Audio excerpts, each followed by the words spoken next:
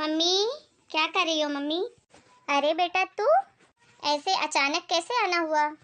अरे mummy, invitation देने आई हूँ, मेरी ननद की सगाई तय हो गई है। अरे वाह, ये तो बहुत अच्छी बात है।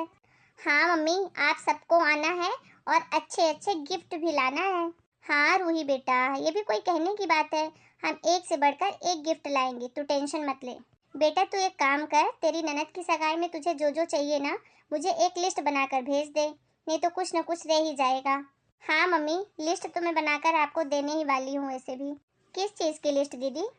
अरे भाभी, अच्छा हुआ आप आ गई। मेरी ननद की ना सगाई है और आप सबको आना है। अच्छा, तो अब मैं आप दोनों को बता देती हूँ कि मेरी ननद की सगाई में मुझे क्या क्या गिफ्ट चाहिए। देखो मम्मी, 5 जोड़ी तो मेरे कपड़े, तुम्हारे दामाद के कपड़े, मेरे जेठ जेठानी के कपड़े, उनके सारे बच्चों के कपड़े और मेरे सास ससुर के कपड़े, और दीदी की जिनकी सगाई हो रही है उनके लिए 5 जोड़ी कपड़े। और जो छोटा मोटा सामान है उसकी मैं लिस्ट बनाकर आपको भेज दूंगी। और हाँ मम्मी, मिठाई 4 से 5 किलो लेते आना, क्योंकि मेहमान बहुत रहेंगे ना, तो सबको खिलाना भी तो पड़ेगा। और हाँ मम्मी, गोल्ड का सामान ज़रूर लेके आना। एक मेरे लिए कुछ अच्छा सा दे देना, एक आपके दामाद के लिए और एक मेरी ननद के लिए। और 21,000 रुपये का लिफाफा दे देना बस। अरे रूही बेटा, तू चिंता मत कर, मैं एक से बढ़कर एक सामान दूंगी तुझे, सारा ब्रांडेड दूंगी, ब्रांडेड। अरे हमारी भी कोई शान है, देखने वाले देखते ही रह जाएंगे क्या आया है मायके से। हाँ मम्मी, वो तो मुझे पता है, आप कोई कमी नहीं रखोगे।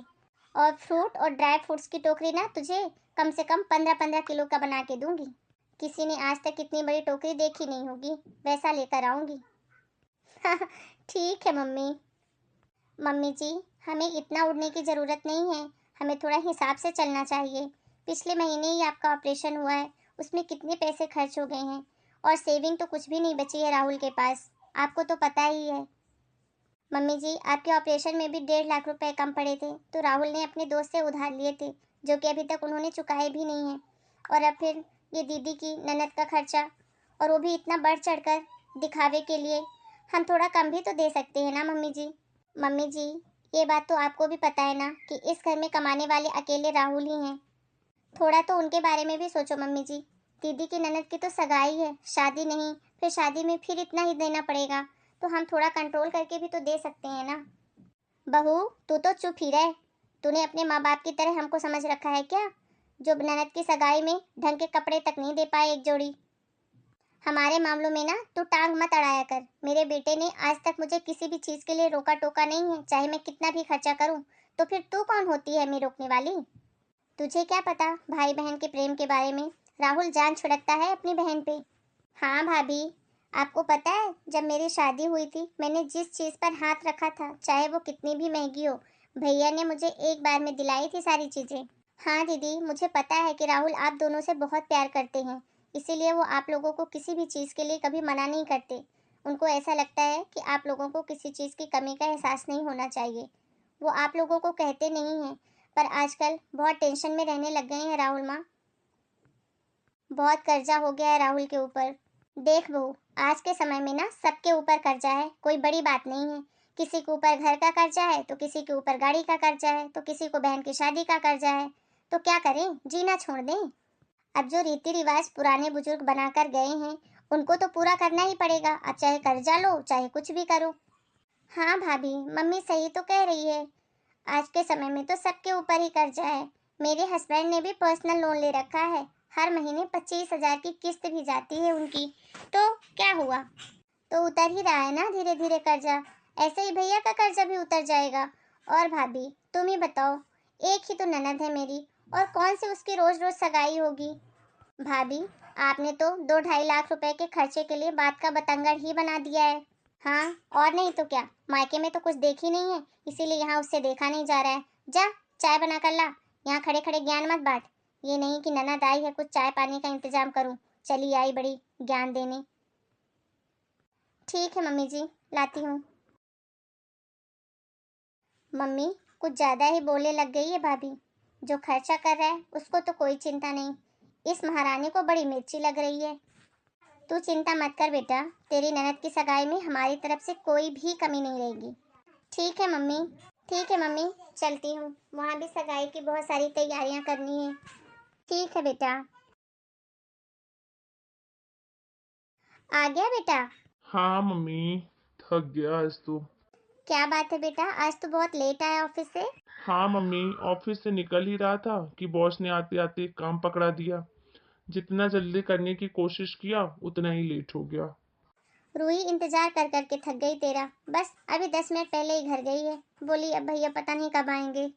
क्या मम्मी, रूही आई थी? कैसी है वो? अच्छी है बेटा।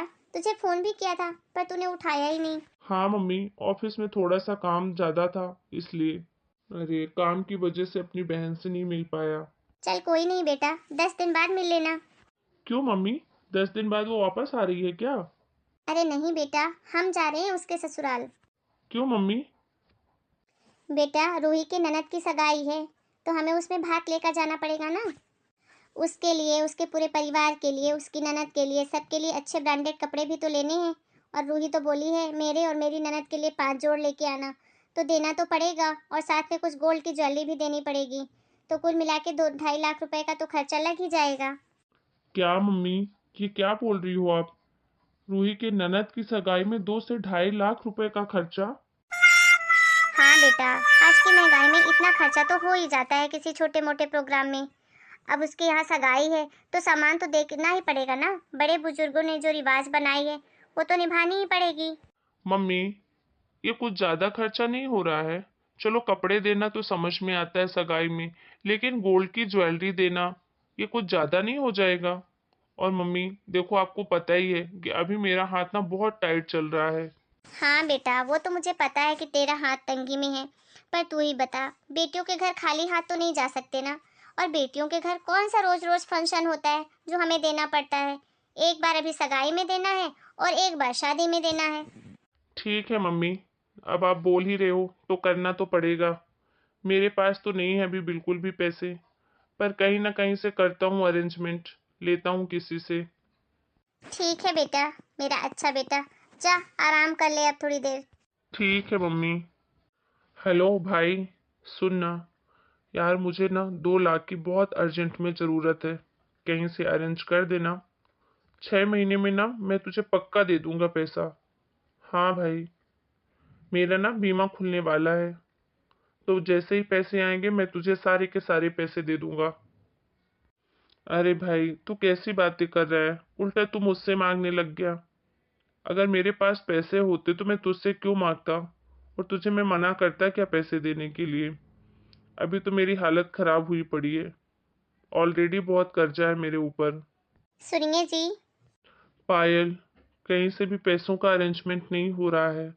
जिसको भी फोन लगाता हूँ मना कर देता है। कोई बात नहीं राहुल, आप टेंशन ना लो। टेंशन ज़्यादा करने लग गए हो आजकल, तबीयत खराब हो जाएगी। कुछ न कुछ रास्ता तो निकाल ही लेंगे। अभी टाइम है। ठीक है, तुम आराम करो। राहुल एक बात बोलूं, आप बुरा मत मानना। आप मम्मी जी से मना कर दो ना कि नहीं है अभी हमारे पास इतने पैसे। तो क्या करें, हमसे जितना हो पाएगा हम अच्छे से अच्छा करने की कोशिश करेंगे दीदी की ननद की सगाई में। नहीं पायल, मैं ऐसा नहीं कर सकता। मैंने अपनी जिंदगी में आज तक मम्मी और दीदी के लिए कभी भी किसी चीज के लिए मना नहीं किया। मुझे कुछ भी करके पैसों का अरेंजमेंट करना ही पड़ेगा। हेलो। हाँ रूही बेटा, पता है तेरे भाई से मैंने जैसे ही बोला ना कि तेरे ननद की सगाई है और इतने पैसे का खर्च लगेगा, तेरे भाई ने तो एक बार में हाँ कर दिया। वो तो तेरी भाभी है जल कुकड़ी, जो चाहती नहीं कि हम खर्चा करें। चल तू अच्छे से रह, वहाँ का देख। हम तेरे लिए एक से बढ़कर एक चीज लेकर आ रहे हैं। तेरे ससुराल वालों की ना आंखें फटी की फटी रह जाएंगी। ऐसा सामान लेकर आएंगे, और तेरी शान जो बढ़ेगी वो अलग। चल रखती हूँ फिर, सामान लेने भी जाना है आज। मम्मी, सारा सामान आ गया क्या वहाँ देने वाला? कुछ बचा तो नहीं? नहीं नहीं बेटा, सब ले लिया, कुछ भी नहीं बचा है। हाँ मम्मी, पर खर्चा तो बहुत हो गया। आपने बोला था 2 लाख के आसपास में हो जाएगा, पूरे 280 लग गए हैं। क्या करूं बेटा, अब महंगाई भी इतनी है। और हमने लिया भी तो सब अच्छा और ब्रांडेड सामान है।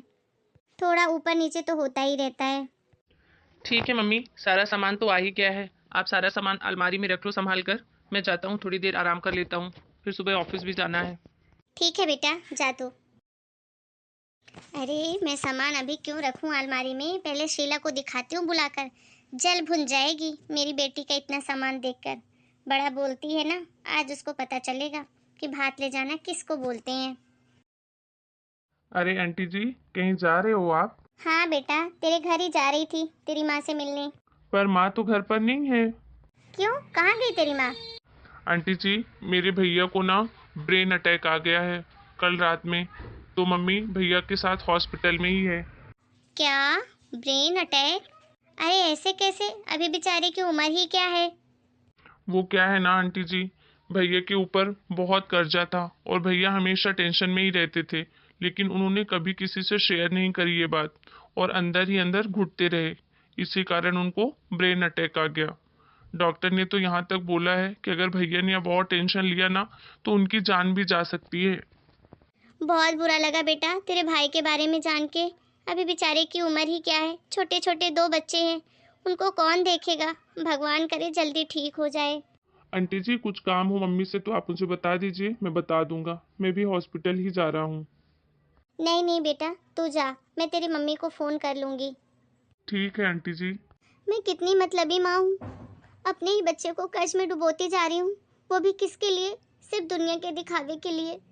अगर मेरे बच्चे को मेरी वजह से कुछ हो गया ना, तो मैं अपने आप को कभी माफ नहीं कर पाऊंगी। राहुल, बच्चों के स्कूल से बार बार फोन आ रहा है। 2 महीने की फीस उनकी पेंडिंग हो गई है स्कूल में।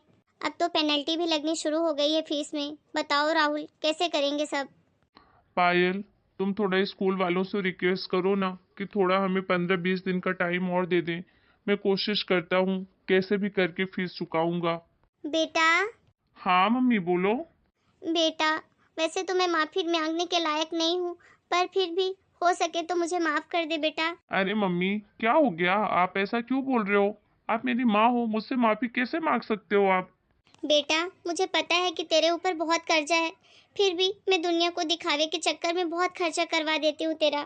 मम्मी, मैं आपसे बहुत प्यार करता हूँ, इसलिए मैंने कभी नहीं सोचा कि मैं आपको किसी भी चीज़ के लिए मना करूँ।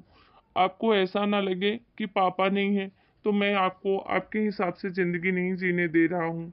इसीलिए मैंने आपसे कभी कुछ नहीं बोला मम्मी। मेरे पास हो या नहीं हो, मैं कहीं से भी करके लाऊं मम्मी, लेकिन मैं आपको हर चीज़ आप जो भी बोलते हो मैं लाकर देता हूँ। बेटा, मेरे पास कुछ जेवर रखे हैं, वो ले ले और उनको गिरवी रखकर बच्चों की फीस और जितना दूसरों का कर्जा हो पाए वो जमा कर दे। ठीक है mummy. Thank you so much mummy, मुझे समझने के लिए। हेलो दोस्तों, कैसे हैं आप सब। उम्मीद है आपको ये स्टोरी बहुत अच्छी लगी होगी।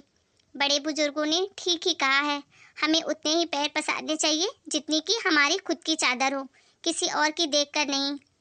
तो दोस्तों, हमारी वीडियो को लाइक करें, शेयर करें और अगर हमारे चैनल को सब्सक्राइब नहीं किया है तो फटाफट से सब्सक्राइब करें। मिलते हैं एक नए वीडियो में एक नई अच्छी सी स्टोरी के साथ। तब तक के लिए आप सभी को राम राम। अपना और अपने पूरे परिवार का खूब ध्यान रखिए।